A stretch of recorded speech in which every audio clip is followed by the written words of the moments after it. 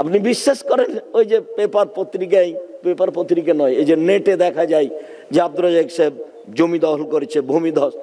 এখন এই যে কাপড় দেওয়া আছে, এরপরে যেটা গর্ত সেটা সেই জমি আমি দখল করিনি, কেন নিব?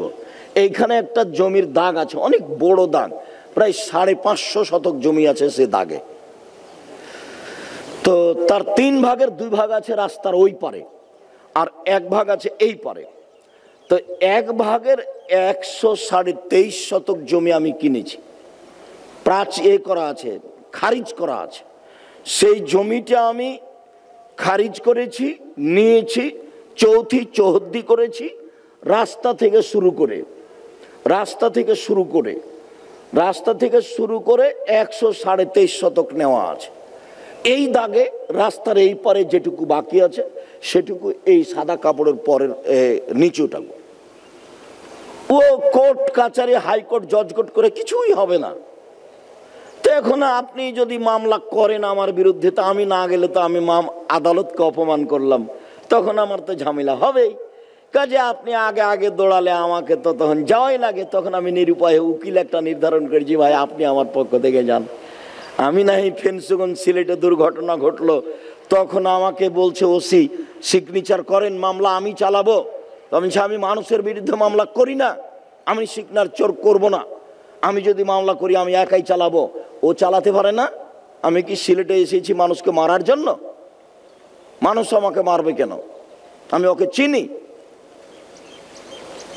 আমি তাকে চিনি না, জানি না, আমি কেন মামলা করব? ও পারে না, ও তো সর্বশক্তিমান, ওই করুক, তার শক্তি অনুযায়ী করুক। যে এই সব আপনার ওই ভূমিধস কি যে রোজ লিখে আপনার ওই নেটে দেয়, ফেসবুকে পাওয়া যায়, তো ওর ওই কথা আমার কাছে সামান্যতম ভিতরে প্রতিক্রিয়া করে না। কোনো জেলাতে গেলে, কোনো দেশে গেলে, সৌদি আরব, দুবাই, কুয়েত, কাতার, আপনার বাহরাইন, তারপরে যে মালয়েশিয়া, মালদ্বীপ, ওমান গেলে মাঝে মধ্যে বলে, ভাইজান ওই যে আপনার ব্যাপারে যে ভূমিধস এগুলো লিখে, তা আপনি কি আসলে জমি দখল করেছেন? যে কি বলি আর, এখন মানুষ তো কিছু বললে কে কার মুখে বাধা দিবে, এটার আমার প্রয়োজন নাই। হবে একদিন মুখে বলে জমি বদলও করব না, বিক্রিও করব না, দানও করব না, এইভাবে বলে। তারপরে আমি আল্লাহকে বলি, যেদিন তুমি করবে সেদিন হয়ে যাবে। ঘুম থেকে উঠে বলবে যে ঠিক আছে দিলাম, একটা পথ হবে। আমার তো ঠেকা বাঁধিনি, যে নিয়ে এসেছে তার ঠেকা। তো সে তো সর্বশক্তিমান, তার আবার কি ঠেকা? তার নাম তো কাদির, তার নাম হলো আজিজ, তার নাম কাদির, তার নাম আজিজ। তিনি সব কিছু করতে পারেন, যার অত আমার কাছে দুশ্চিন্তা, টেনশন কিছু লাগে না। আল্লাহ ভরসা, আমি নিজে আসিনি, কাজ হবে, যে নিয়ে এসেছে সে দেখবে। আমার খালি সবসময় এইটা ভিতরে কাজ করে, আমার ক্ষতির কারণে কেন জামিয়া সালাফের জন্য ক্ষতি না হয়, এইটা আমার কাজ। আমি যেন 10 পয়সার ক্ষতি না করি, এইটা আমার কাজ। যে বলছি প্রায় 2 কোটি টাকা আছে খালি পাইলিং, ওই আমার টাকা 2-1 টাকা নাকি? ঢালাই আছে কত যেন, প্রথমে আছে 3 ইঞ্চি না 4 ইঞ্চি ঢালাই খোয়া, তারপরে প্রথমে আছে ইট, তারপরে আছে খোয়া ঢালাই, তারপরে 12 ইঞ্চি আছে পাথর ঢালাই, 12 ইঞ্চি। এখানে দেখেছেন কি না, কাল থেকে আছেন এই মসজিদের 105 ফুট আছে উত্তর দক্ষিণ, আর 180 ফুট আছে পূর্ব পশ্চিম। এই পিলার প্রায় 2 কোটির মতো টাকা, মানে হিসেবেরই বাইরে হিসেব। তা আমি কি ওগুলো নিজে বানালছি? কোথায় টাকা আছে? প্রায় জমিগুলো কিনা, 3, 4, 5, 8, 10, কোনোটা 10 লাখ টাকা শতক, কোনোটা 3 লাখ টাকা, কোনোটা 4 লাখ টাকা, বেশিরভাগই 3 লাখ টাকা শতক। 1 শতক 3 লাখ টাকা, 200 শতক জমি আছে মসজিদের নামে বরাদ্দ। তো এগুলো তো কোনো ব্যক্তিগত লোকের পক্ষে সহজ সম্ভব নয়। আর আমার একটা ধারণা কাজ করে, আলহামদুলিল্লাহ, নেব্রাস ইসলামিক রিসার্চ ফাউন্ডেশন একটা সরকার অনুমোদিত অলাভজনক ফাউন্ডেশন আছে, তার অধীনে সব জমি জায়গা রেজিস্ট্রি হয়। কোথায় যা আছে দেখবেন, নেব্রাস ইসলামিক রিসার্চ ফাউন্ডেশন, অলাভজনক সংস্থা, ফাউন্ডেশন, ওরই নামে হয়। এইটাও আবার বলেছিলেন যে গুলজার মাস্টার, যাকে মনে হচ্ছিল যে খুব দখল ক্ষমতা রাখে, বলেছিল ভাই আপনি কমিটি করে মাদ্রাসা চালাতে পারবেন না, একটা ফাউন্ডেশন তো করেন, রেজিস্ট্রি করেন, ওর অধীনে সব কিছু করবেন।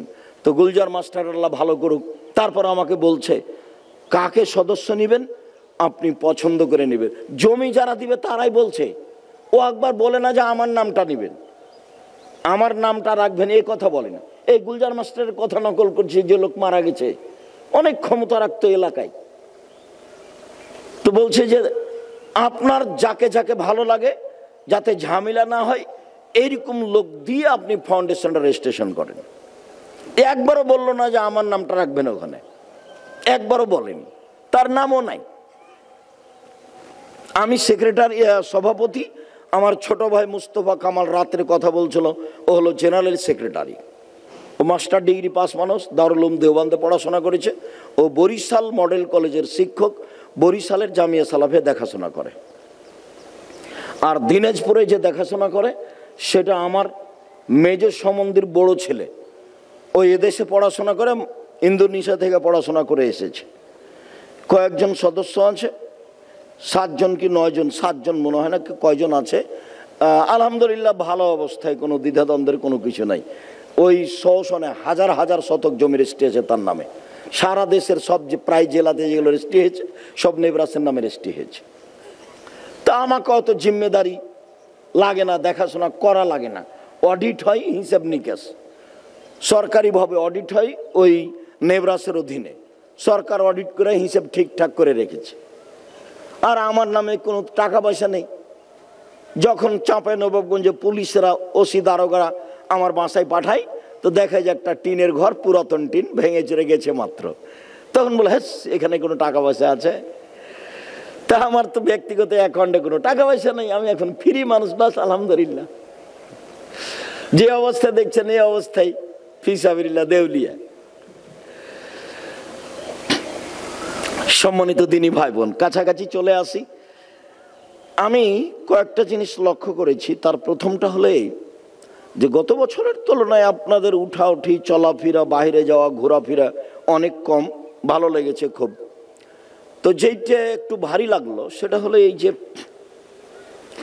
যারা আগে এসেছে তারা রাত 8টা থেকেই চলে যাওয়া প্রয়োজন মনে করলেন। রাত 8টা থেকে চলে যাব কেন? খুব জরুরি ছাড়া ফজরের সলাত আদায় করে যাও, এটাতে সবাইকে চেষ্টা করতে হবে। ফজরের সলাতের পরে আপনার সাথে আমার অনেক গুরুত্বপূর্ণ কথা থাকে, সেটা হলো তাসবিহ, তাহলিল, জিকির, আজকার, জীবনের কিছু কর্ম, এটা থাকে। তারপরে কিছু ক্ষমা চাওয়া, ক্ষমা নেওয়া, এরকম কিছু থাকে, ভুল ত্রুটি থাকে। কাজেই খুব জরুরি দুর্ঘটনা না হলে যারা আসবেন তারা ফজরের সলাত আদায় করে আমি আপনাদের সাথে কিছু কথা বলবো।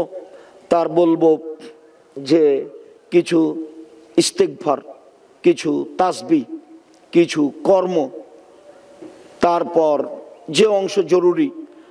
যে আমিও অবাক হলাম, ওই যে 2টা মেয়ে দাঁড়ালো ছোট ছোট, ওরা উঠে বলছে এই আছিস, তুই কি করছিস? তো এইভাবে ওরা কথা বলতে লাগলাম যে কি ব্যাপার, এইসব 3rd পারসন ভাষা ব্যবহার করছে কেন বাচ্চা দুটা, তুই তুই করে। তো ওরা কিন্তু কেউ কারো 2 জন মিলে বদনাম করছিল, একজন আর একজনের কি করছিল, বদনাম করছিল। আচ্ছা, করতে করতে সব বাচ্চাগুলো কিভাবে এরকম ভাবে এলোমেলো হয়ে উঠতে লাগলো, দেখি ছোটগুলোর সামনে, বড়গুলো পিছনে।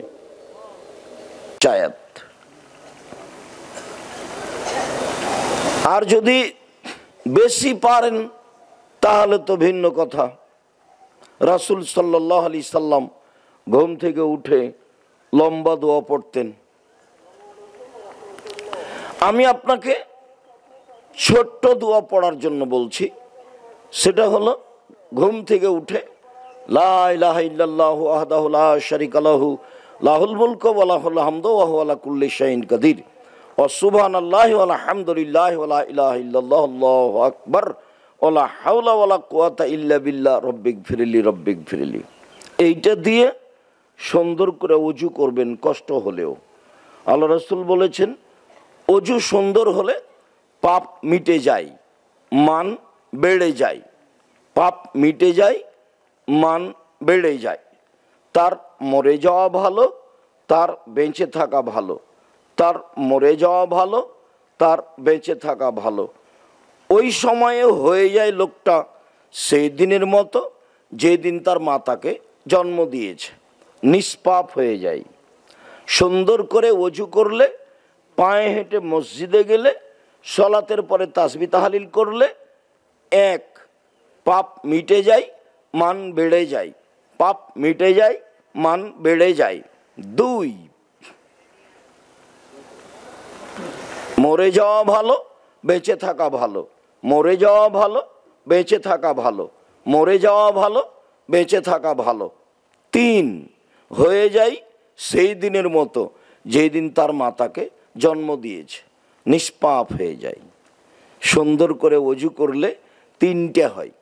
অন্য জায়গাতে এসেছে ইনাল ওযু ইয়াহদমু মা কানা কাবলাহু, ওযু অতীতের সব পাপকে মিটিয়ে দেয়। সুন্দর করে ওযু করবেন এই আশায় যে আল্লাহ আমার সব পাপ মিটিয়ে দিবেন। তারপরে আপনি 2 রাকাত সালাত আদায় করেন। আল্লাহ রাসূল বলেছেন, মান তাওয়াদ্দা ওযুই হাদা, আমি যেভাবে ওযু করলাম এইভাবে যে ওযু করবে, সুম্মা সাল্লা রাকাতাইন, তারপরে 2 রাকাত সালাত আদায় করবে, মুকবিলান আলাইহিম বিকলবিহি ওয়াজহিহি, মনে প্রাণে ভয় ভীতি নিয়ে। অন্য হাদিসে এসেছে লাম ইহাদ্দিস নাফসাহু ফিহিমা বিশাইইন, ওই 2 রাকাত সালাতে মনে মনে কিছুই বলল না, সুন্দর করে 2 রাকাত সালাত আদায় করলো, তাহলে এক হাদিসে এসেছে গোফেরা লাহু মা তাকাদ্দামা মিন জামবিহি, অতীতের সব পাপ ক্ষমা। আর এক হাদিসে এসেছে ওয়াজাবাত লাহুল জান্নাহ, তার জন্য জান্নাত জরুরি। এই একটা অংশ। আর একটা অংশ হলো যে ক্ষমা ইস্তেগফার, ঘন ঘন বলতে থাকবেন, অভ্যাসের মধ্যে নিয়ে চলে আসবেন। আস্তাগফিরুল্লাহ ওয়া আতুবু ইলাইহি, অভ্যাস, উঠতে বসতে চলতে কথাবার্তায় ফাঁকে যখন তখন আস্তাগফিরুল্লাহ ওয়া আতুবু ইলাইহি। আল্লাহ নবী কোন জায়গাতে বসলে 70 বারের অধিক আস্তাগফিরুল্লাহ বলতেন, 100 বার আস্তাগফিরুল্লাহ বলতেন। আস্তাগফিরুল্লাহ ওয়া আতুবু ইলাইহি, এটা হলো একবারে চলমান অভ্যাসের মধ্যে করে নিতে হবে। এর চেয়ে আর একটু বড় ভালো, তাহলে সাগরের ফেনা সম পরিমাণ পাপ হলেও ক্ষমা হয়ে যাবে। তা হলো আস্তাগফিরুল্লাহ আল্লাযী লা ইলাহা ইল্লা হুয়াল হাইয়ুল কাইয়্যুম ওয়া আতুবু ইলাইহি বলেন, বলতে অভ্যাসী হবেন যখন তখন। আরেকটা রব্বিগফিরলি ওয়া তুব আলাইয়া ইন্নাকা আনতাত তাওয়াবুল গফুর, রব্বিগফিরলি ওয়া তুব আলাইয়া ইন্নাকা আনতাত তাওয়াবুল গফুর, এই দোয়া পড়তে অভ্যাসী হবেন। আর ভুলেও ভুল করবেন না সাইয়্যিদুল ইস্তেগফার বলতে। সাইয়্যিদুল ইস্তেগফার মানে ক্ষমা চাওয়ার সর্দার। সাইয়্যিদুল ইস্তেগফার মানে ক্ষমা চাওয়ার সর্দার। আল্লাহ রাসূল এই কথাটা নিজেই বলেছেন যে এটা হলো ক্ষমা চাওয়ার সর্দার। এইটা দিয়ে ক্ষমা চাইলে আর ক্ষমা চাওয়ার এর চেয়ে বড় কোনো দোয়া নাই। সেটা কি? আল্লাহুম্মা আনতা রব্বি লা ইলাহা ইল্লা আনতা খালাকতানি ওয়া আনা আবদুকা ওয়া আনা আলা হাদিকা ওয়াদিকা মাস্তাতাতু আউযু বিকা মিন শাররি মা সানাতু আবু লাকা বিনি'মাতিকা আলাইয়া ওয়া আবু বিযামবি ফাগফিরলি ফাইন্নাহু লা ইয়াগফিরুয যুনুবা ইল্লা আনতা। দয়া ও ক্ষমা নিয়ে আমার বক্তব্য দেখেন, নেটে বিস্তারিত পেয়ে যাবেন। সম্মানিত দিনী ভাই বোন, এখানে আপনাকে আমি কয়েকটা ক্ষমা চাওয়ার দোয়া বললাম, যেটা এখন বললাম ক্ষমা চাওয়ার সর্দার, এইটা আপনি বলতে অভ্যাসী হবেন সকালে সন্ধ্যায়, সকালে সন্ধ্যায়, সকালে সন্ধ্যায়। সকালে বলে মারা যান যদি সন্ধ্যা পর্যন্ত, তাহলে জান্নাত হবেই, অতীতের সব পাপ ক্ষমা। যদি বিকালে বলে মারা যান ভোর পর্যন্ত, তাহলে জান্নাত হবেই, সব পাপ ক্ষমা। হাদিস বুখারী মুসলিম এভাবে মুহাম্মদ সাল্লাল্লাহু আলাইহি সাল্লাম বলেছেন। তাহলে ছোট ইস্তেগফার থাকলো আস্তাগফিরুল্লাহ ওয়া আতুবু ইলাইহি, কাছাকাছি ইস্তেগফার থাকলো আস্তাগফিরুল্লাহ আল্লাযী লা ইলাহা ইল্লা হুয়াল হাইয়ুল কাইয়্যুম ওয়া আতুবু ইলাইহি। তারপরে স্বাভাবিক তার সাথে সাথে থাকলো রব্বিগফিরলি ওয়া তুব আলাইয়া ইন্নাকা আনতাত তাওয়াবুল গফুর। তারপরে থাকলো সাইয়্যিদুল ইস্তেগফার। তাসবিহ হিসাবে থাকলো সবচেয়ে দামি, সবচেয়ে দাঁড়ি পাল্লাই ভারী, সবচেয়ে হালকা, যেটা সূচনায় বলেছিলাম। মুখে হালকা, অজু লাগে না। মুখে হালকা, টাকা লাগে না।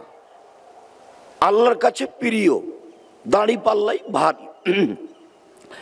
সুবহানাল্লাহি ওয়া বিহামদিহি সুবহানাল্লাহিল আযীম মাঝে মধ্যে বলতে অভ্যাসী হতে হবে। টাকাও লাগে না, অজুও লাগে না। আর তাসবিহ হিসেবে এর চেয়ে দামি গুরুত্বপূর্ণ তাসবিহ নেই। সুবহানাল্লাহ ভালো, আলহামদুলিল্লাহ ভালো, লা ইলাহা ইল্লাল্লাহ ভালো, আস্তাগফিরুল্লাহ ভালো। তবে সুবহানাল্লাহি ওয়া বিহামদিহি সুবহানাল্লাহিল আযীম যত উপরে তত নয়। এটার আবার কোনো বার নেই, যে যা পারে। আর সুবহানাল্লাহি ওয়া বিহামদিহি, শুধু সুবহানাল্লাহি ওয়া বিহামদিহির বার আছে, মানে দিনে 100 বার বলার চেষ্টা করতে হবে। আর লা ইলাহা ইল্লাল্লাহু ওয়াহদাহু লা শারীকা লাহু লাহুল মুলকু ওয়া লাহুল হামদু ওয়া হুয়া আলা কুল্লি শাইইন কাদির, এটাও তাসবিহ। এটাও তখন 100 বার, সারা দিনে 100 বার। তখন শয়তান আর আপনার ক্ষতি করতে পারবে না। আর সুবহানাল্লাহ, আলহামদুলিল্লাহ, আল্লাহু আকবার, এগুলো সলাতের পরে পরে, সলাতের পরে 33 33 34 33 33 34। আর ঘুমানোর যাওয়ার সময় 10 10 10, নইলে 33 33 34 33 33 34। ঘুমানোর সময় 10 10ও নিতে পারেন। উল্লেখ্য যে তাসবিহ হিসাবে আর একটা আছে উত্তম, সবচেয়ে ভারী নয়, উত্তম। তা হচ্ছে সুবহানাল্লাহ, আলহামদুলিল্লাহ, ওয়া লা ইলাহা ইল্লাল্লাহ, আল্লাহু আকবার, সুবহানাল্লাহ, আলহামদুলিল্লাহ, ওয়া লা ইলাহা ইল্লাল্লাহ, আল্লাহু আকবার। এইবার আর একটু বলি, সেটা হলো এই, ঘুমানোর সময় অনেকগুলো দোয়া আছে, সিরিয়ালে 10টা করা আছে। দোয়ার বইয়ে পড়ে দেখতে হবে। বই পুস্তক আপনার জন্য লিখেছি। যা টাকা পয়সা নিয়ে এসেছিলেন, খেয়ে খুয়ে সব কি করে যে গেলেন, যারা গেছে গেছি। আমি অবশ্য চাই যে ফজরের সালাত পর্যন্ত থাকবেন। তখন তো বিষয়ের উপরে কথা বলেছি, অনেক কথা বলতে পাইনি। আবার জামিয়া সালাফিয়ার টাকা পয়সার কথা আমি একাই বলি, অন্য কেউ বলে না, বলতেও বলি না, বলতে বরং নিষেধ করি। আর শিক্ষকেরা যদি রসিদ বই ব্যবহার করে তাহলে জরিমানা হবে। ওরা টাকা আদায় করতে পাবে না, কোথাও বলতে পাবে না, ওই পাতায় পড়তে পাবে না। কোনো শিক্ষক কোনো রসিদ বই কোথাও ব্যবহার করতে পাবে না। প্রতিষ্ঠানের রসিদ নিয়ে নিজের এলাকায় আদায় করতে পাবে না, মানে এইভাবে আদায় নিষেধ। কারো প্রয়োজন নাই কে কি করছে, বাস আপাতত আমি ভিক্ষুক, আমি বলি 10 টাকা 5 টাকা, আমিও 2-1 টাকা দিই, সবাইকে বলি। আমি আপাতত বলি, আগে আল্লাহকে বলি তুমি তো সর্বশক্তিমান, আমি এগুলো একটাও নিনি। আমি এখানে 2013 সালের কয় তারিখে যেন 9 এপ্রিল নাকি প্রোগ্রামে এসেছিলাম।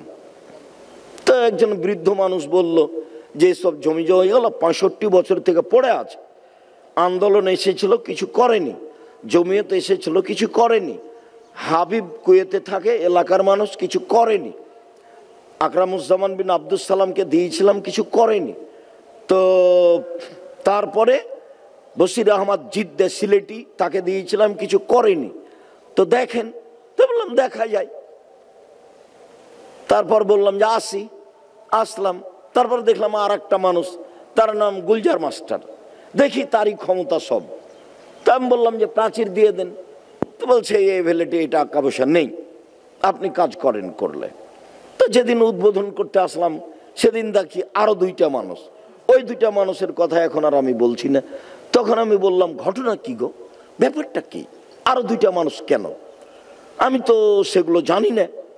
তো বৃদ্ধ মানুষ বললেন যে আপনারা মিলে জুলে কাজ করবেন। তা আমি যখন আমার কথা শুরু করলাম তখন আমি বললাম মিলে জুলে কাজ আমি করব না, আমি একাই কাজ করব, আমাকে কেউ পরামর্শ দিতে পারে, তার পরামর্শ নিতে পারি। তো আমি বললাম দোয়া করেন, ওপরে কবুল হলে হবে, আমার হাতে তো টাকা পয়সা নেই, ফকির মানুষ, রাস্তাঘাটে চলি। আমি তো বলেছি সারাদিন দিন রাত আমি কচুর পাতার পানি, কচুর পাতার উপরে পানি থাকে, ওটা একটু বাতাস আসলে খালি টলমল এ পড়লো এ পড়লো এ পড়লো। তো দোয়া করেন যদি উপরে কবুল হয় ভালো। তো আর একজন আমার কথা শেষ করতে দাঁড়িয়ে বলল, এ দেখেন কবুল হয়েই গেছে। তো অবাক কথা, 3 তলা বিল্ডিং। তো এখন যারা ওই মূল ব্যক্তি তারা 2 ভাই বলা বলি করছে, 2 ভাই মারা গেছে, বলা বলি করছে কে রে, ওকে তুই দাওয়াত দিয়েছিস নাকি? এলাকার ভাষায় বলছে না তো আমি দিইনি। বলে পিটিয়ে দিব নাকি? অবাক কথা, আমি অবাক হলাম। না ভাই, আমি বলছি না ভাই নাই, খবরদার নয়, এরকম কোনো কিছু করা হবে না ভাইজান, এগুলো কিছু করা হবে না। তো ও তো ভালোই বললো, এখনই 3 তালা দেখাও হচ্ছে নকশা, তো কাল থেকে তো হয়ে যাই। আর আমি তো বলছি দোয়া করেন উপরে কবুল হলে হবে, কবে হবে? আর ওটা তো নগদ। তারপর কেন জানি তারা এভাবে বললো, এই গুলজার তুই দাওয়াত দিয়েছিস নাকি? বলছে না তো আমি দাওয়াত দিইনি। তো এখানে টোপ দেখাতে এসেছে কেন? পিটিয়ে দিব নাকি? যে বলছে সে আবার উকিল। ওরা 2 নিজ চাচাতো ভাই, 2জনই মারা গেছে। আল্লাহ ভালো করুক, আল্লাহুম্মা গফিরলাহুম ওয়ারহামহুম। যারা চলে গেছে আল্লাহ তুমি তাদের ভালোটা গ্রহণ করো, মন্দটা মাফ করে দিয়ে তাদের জান্নাতবাসী করো, তাদের কবর প্রশস্ত করো, তাদের কবরকে আলোকিত করো। আমি এগুলো একটাও নিজে নিইনি, বৈঠকের পর বৈঠক, বৈঠকের পর বৈঠক করে চাপিয়ে দেওয়া হয়েছে। আমি দিন ধর্মের মাদ্রাসার কাজের ব্যাপারে, জামিয়া সালাফের কাজের ব্যাপারে ভাবতে হবে, পরিকল্পনা করতে হবে, চিন্তা ভাবনা করতে হবে, বৈঠক করতে হবে, এই পাতাই পড়ি না। আমি নওদাপাড়ায় যাইনি, জোর করে নিয়ে যাওয়া হয়েছে আপনার ওই ডাঙ্গি পাড়ায়, বিশাল এরিয়া, 40 বিঘা হবে, সবই কিনা। 2016 সালে শুরু হয়েছে। আর মানুষ যেগুলো এমনি দিয়েছে অন্তত 10 বার বৈঠক করে জোর করে চাপিয়ে দিয়েছে। আপনার ওই তানোরের জমি, রাজশাহী তানোর, 70 বিঘা জমি একসাথে, 40 বিঘা খালি পুকুর আছে, কোনো বৈঠক না, এমনিতে দিয়েছে। কাল এসব প্রস্তাব দিয়ে গেছে, গাজীপুরে এক লোক 50 বিঘা জমি আছে, রিসোর্ট করতে চেয়েছিলাম তো করব না, সম্পূর্ণ উল্টে দিতে চাচ্ছি, আপনার সাথে কথা বলতে এসেছি। ঠিক আছে পরে বলবো। আমি যেটা চেয়েছিলাম সেটা আমাকে ভালো লাগলো না, আমি অনেক কিছু করেছি, একটা নকশা টকশা সব কিছু নিয়ে এসেছে, বলছে ওটা এখন উল্টিয়ে দিলাম, এখন মরার জন্য যে প্রস্তুত, এখন অন্য। তো যে ঠিক আছে কথা বলবো, যদি অনুকূলে হয় দেখব গাজীপুরে আছে কোথায়। তাই এগুলো নিয়ে আমি ভাবি না, আমি বলছি যে চাপিয়ে দিয়েছে। কাল একটা বাক্য বলছিলাম, ওয়াইন উতি তাহান মাসালাতিন ওকেলতা আলাইহা, যদি চেয়ে নেও তাহলে তোমার দায়িত্ব তোমার, নেও। ওয়াইন উতি তাহান গায়রে মাসালাতিন, যদি না চাওয়াতে দেওয়া হয় তাহলে এবার সাহায্য হবে উপর থেকে। তো কত কৌশলকে এখনো করছে, করেই যাচ্ছে। এইখানে প্রাচীরে একটা জায়গা ছিল, 4 শতক জমি, 4 শতক জমির দাম, জমি যে বিক্রি করে সেই বলে, তা আপনি তো বলছেন 20 লাখ, যে বলছে যে প্রাচীর দিতে দেওয়া হবে না ও তো বলছে 40 লাখ, তা আপনি তার চেয়ে বেশি দেন। দামটা ছিল মনে হয় 65 লক্ষ দিয়ে জমিটা কিনা হয়েছে ওরা প্রাচীরের জন্য। এখানে মানে আপনি হিসাব করতে পারবেন না, যারা এই ঠেকাচ্ছে তারা আবার মাওলানা। আমি অবাক হই, কি দরকার? ওই মাওলানার আমি নামও নিই না, ও পাতাও পড়ি না, ওই হিসাবই করি না। ভাবি আল্লাহকে, বলি আল্লাহকে যে এটা তো আমি আসিনি, তুমি এখানে নিয়ে এসেছ, মানুষের ঠেকাবে কাজ, এইটা আমি বিশ্বাস করি না। তার মানে আমি তোমাকে বিশ্বাস করি যে তুমি আজিজ, পরাক্রমশালী, তোমাকে কেউ পারে না। আর আমি এখানে নিজে আসিনি, আমার এটা ঠেকাও বাঁধেনি, তুমি যদি ভালো মনে করো করো, আমার জিম্মেদারি। আমি 10 পয়সার ক্ষতি করলাম নাকি? আমি জামিয়া সালাফে চালাতে এসে 10 পয়সার ক্ষতি করতে রাজি নই, দিনের কাজ করতে এসে পরকাল হারাতে রাজি নই, এই কাজ আমি করব না। এইটা আমি জিম্মেদার, কাজ হবে কি হবে না তার জিম্মেদারি আমি নই। তো তুমি জিম্মেদার, নিয়ে এসেছো তুমি দেখো। আমার বলার একটা সুযোগ আছে, আমি সেটা দিনরাত বলি। আমি এটা নিয়ে আমি কেন জিম্মেদারি পালন, তুমি করো। তুমি প্রাচীর করে দাও। তো দেখি ধীরে ধীরে ধীরে ধীরে হতেই আছে, ধীরে ধীরে ধীরে ধীরে হতেই আছে।